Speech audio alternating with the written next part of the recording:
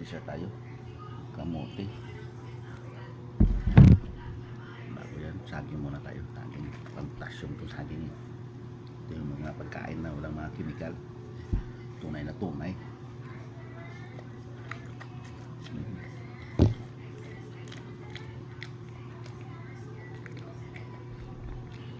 Ito kamote. Tunay na tunay rin to. Wala rin itong chemical.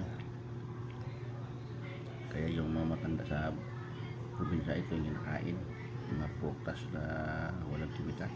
Kaya abot na ng 100. Tayo, iwan ko lang, nahirapan na tayo makarating sa 60 years old.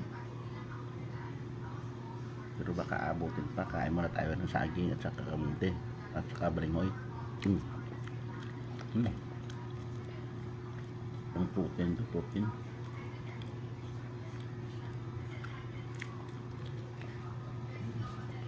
Lalo tayo kung so.